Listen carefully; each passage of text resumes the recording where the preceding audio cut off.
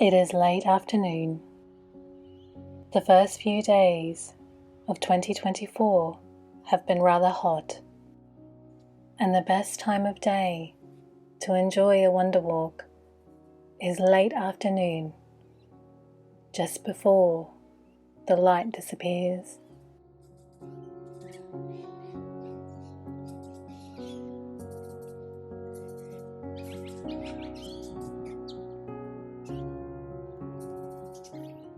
And as the weather cools, there is busyness.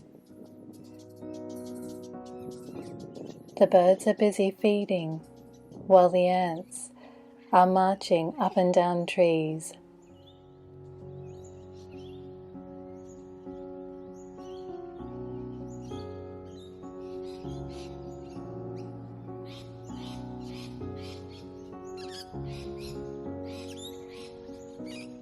All the while, the gentle giants stand quietly, witnessing.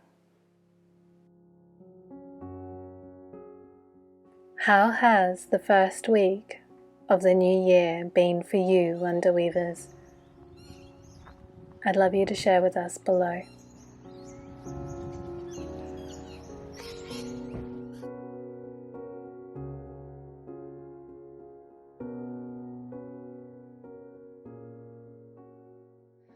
Happy New Year, Wonder Weavers.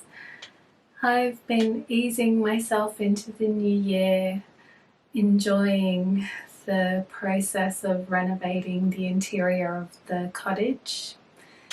I'm working on the first story and I can't wait to share what it looks like now. Meanwhile, I have been spending some time reflecting, doing quite a bit of journaling, and I'm really feeling the urge to just slow down and do things really mindfully. I can be a hard taskmaster. I often run into the week with quite a long to-do list, and sometimes what that does is not only does it create a bit of anxiety, but it makes me rush things. And I'm finding that there's so much beauty and magic in slowing down, particularly when you're working on a beautiful project. It's like time disappears. And I'm so grateful for these projects, both the dollhouse and the Enchanted Cottage, because they're teaching me that it's okay to do things little by little and to really just enjoy the moment, the action of creating. So I'm curious, Wonder Weavers, do you start the week with a list? So do you create a to-do list for your projects and set deadlines? Or do you follow a more intuitive process and just allow the project to evolve over time? So let's get creative and start renovating the interior of the Enchanted Cottage.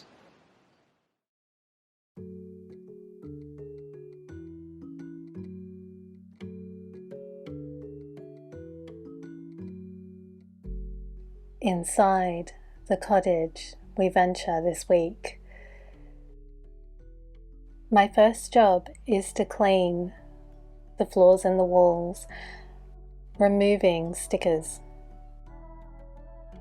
I clean all surfaces with hot soapy water, removing what I can of the stickers, and as I do, hidden gems reveal themselves.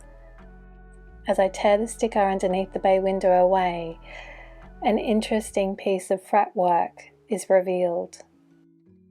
I think I will try and incorporate this feature into this room's design. I'm planning to turn this room into a rustic style kitchen.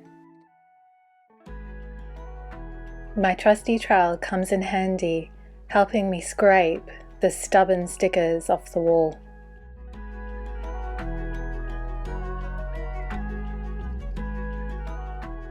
And then I wipe away the glue residue with vinegar. Next, I paint the interior of the cottage.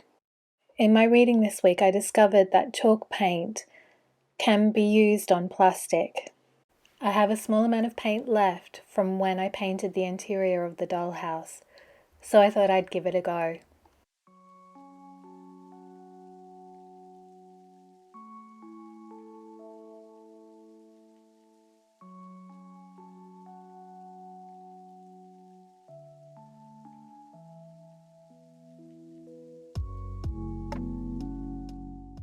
Now that the interior is painted, I put my mind towards focusing on the first story of the building, focusing mainly on the kitchen. I start by creating a rustic style wood fire for the kitchen. Following the nature of the room, the best place for the fireplace will be along the side wall next to the bay window. After measuring the length and height of the wall, I work out that my fireplace will be around 4 centimeters wide and 11 centimeters tall. I then start by constructing the back of the fireplace. I cut 3 rectangles from corrugated cardboard. These will represent the sides and the back of the fireplace. I glue them together. Next, using egg cartons, I create the stone walls. I want to imitate a more rustic or irregular stone wall style, so I am tearing the egg carton first into strips and then into smaller, similar sized pieces. If you would like a more uniform look, for example, to create rows of stone ashlars, I suggest that you cut the egg carton with scissors. Next, I cover the edges of the corrugated cardboard by gluing strips of paper. As you will also notice, I previously painted a layer of gesso. Then I glue the small egg carton pieces. I start with the corners of the fireplace. I use a peg to help hold them in place while the glue is drying.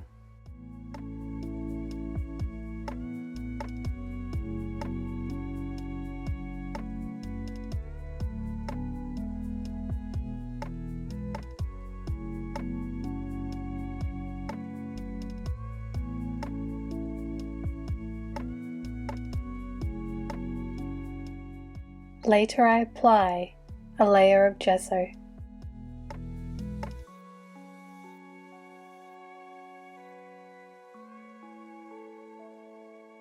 Next, I take the primary colours, blue, red and yellow, and have a play mixing different shades of brown. I'm adding a little bit of clean water to the paint to help it flow. And to create unique colours, I'm blending the paint on the cardboard and egg cartons. When I look at stones, I often see a myriad of colours, so I'm hoping to recreate that by using this blending technique. And the great thing about acrylic is if I don't like the effect once it's dry, I can paint over it.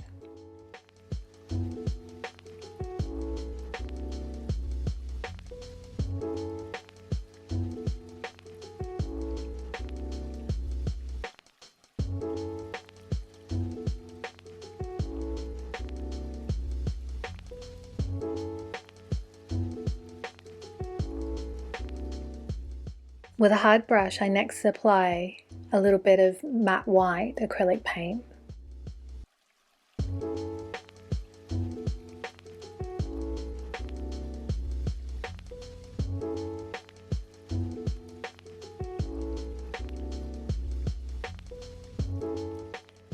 As a finishing touch, I add a little bit more of an ochre colour to some of the stones.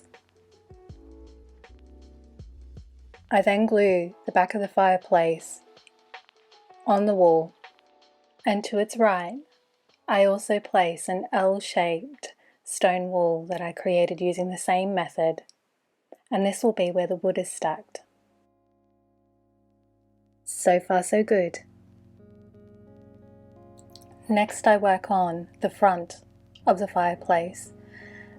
I'm going to need to create a firebox, the mantle, and the stovetop. For the upper part of the fireplace or the mantle, I cut first a rectangular piece of corrugated cardboard around 4 centimeters in length. I then follow similar steps. I cover the edges of the cardboard with paper and then decorate one side of the cardboard with small pieces of egg carton. For further decoration, I cut out from cardboard an arch and follow the same steps.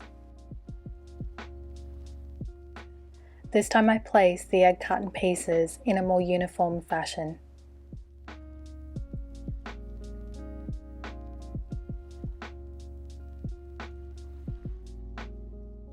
I next move on to the firebox. I cut 5 square-shaped pieces from cardboard. Then I construct an open box, gluing the sides, back, top and bottom together.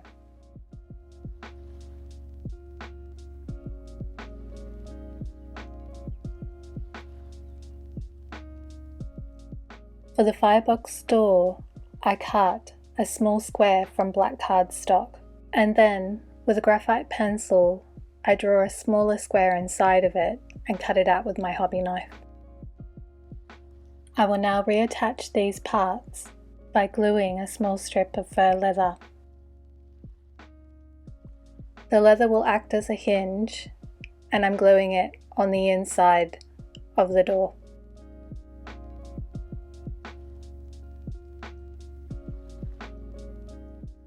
The firebox will sit inside a U-shaped stone wall.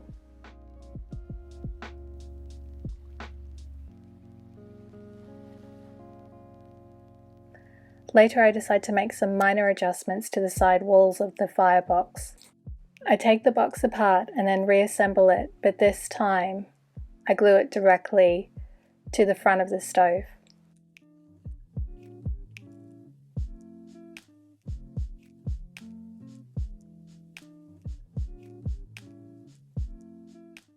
Once the glue is dry, I paint the firebox and the flue, which is a dowel rod cut to size.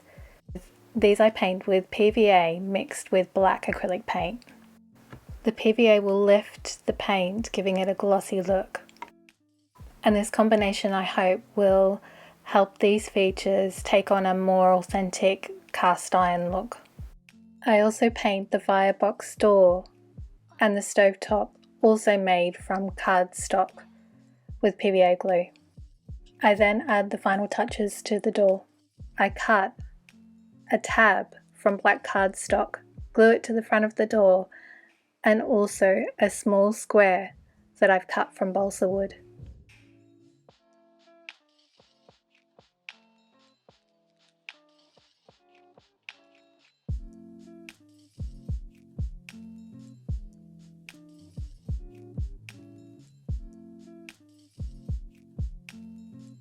I then paint all of the stone walls and finally, to create an ashy-like appearance, I add some graphite and pastel to the firebox.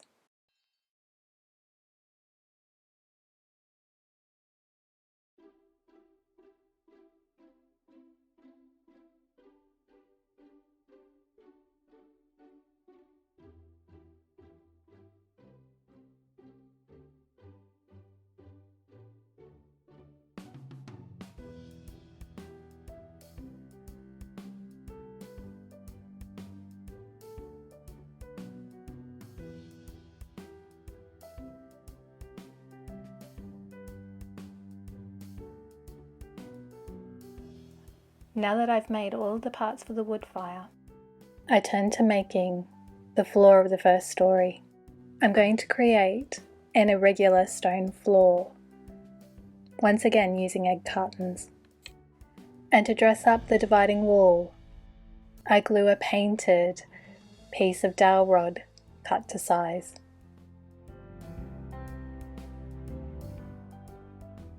Because I'm gluing the egg cartons to plastic, I've decided to use Tarzan Grip's all-purpose glue.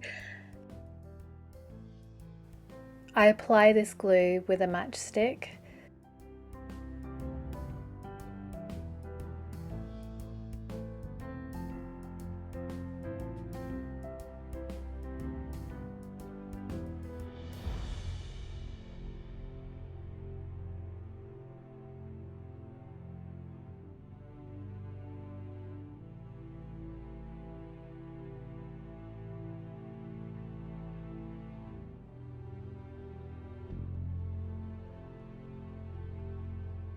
Once I finish gluing the egg carton pieces, I leave it to dry for a number of hours, and later I paint the floor.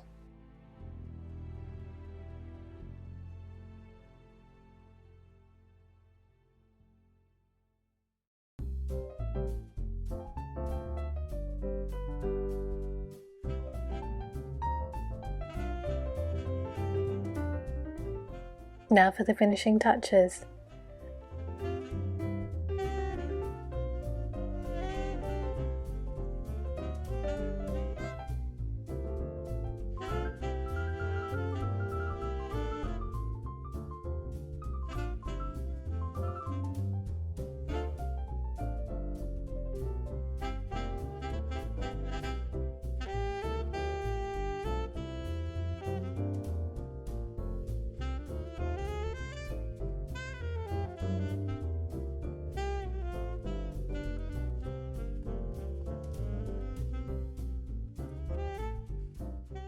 There is still some work to be done on the window, but we're making great progress.